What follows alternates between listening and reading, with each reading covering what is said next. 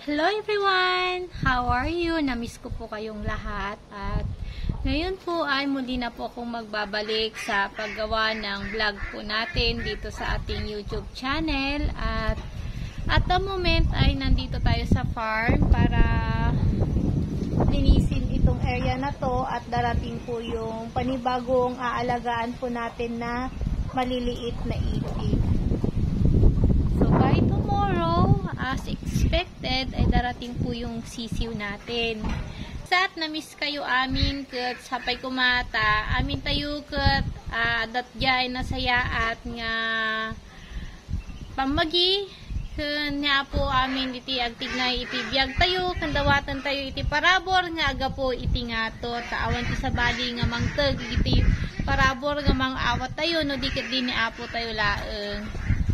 So namiss kayo amin ket tatag-rugyanak manon nga agarami diti vlog tayo dito YouTube channel tayo at sapay kumata sige nakarugrugi ket han nga maupay nga agtultuloy iti kasi nga negosyo ta iti rugina han nga nalakano diket di adata amin nga mapadas tayo ti amin nga sumampet nga balaygi iti biag akas agrugrugi iti kasi nga negosyo.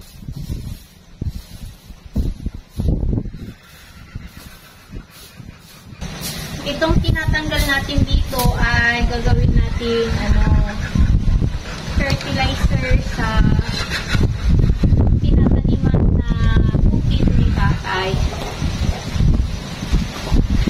Kaya nilalagay ko ito sa sako kasi ito ay magandang fertilizer sa ating mga tanim na gulay, tanim na halaman at palay.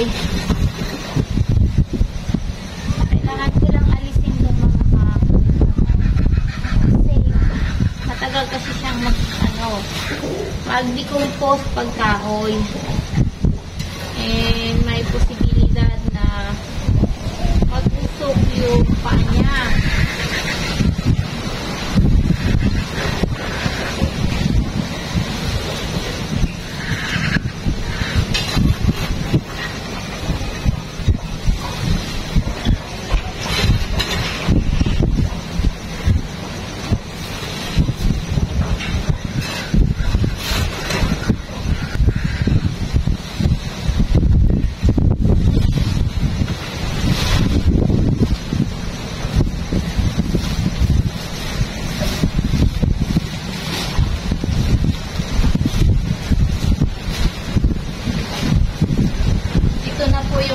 Natuyong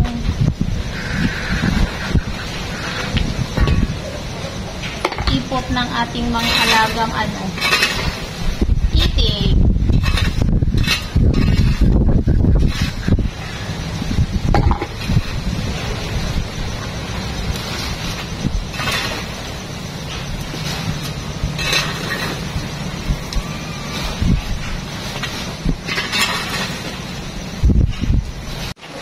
Yes, done! Yan na yung dinakot natin, nakalagay na sa sako. Plus, meron na po tayong dayami for tomorrow. Yan. Ito na po yung gagamitin nating housing para bukas sa alagaan nating seho. See you tomorrow! Bye! Ingatin, God bless us all!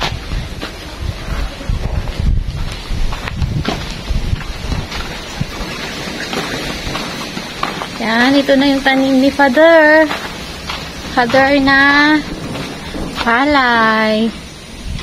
Sabog tanim.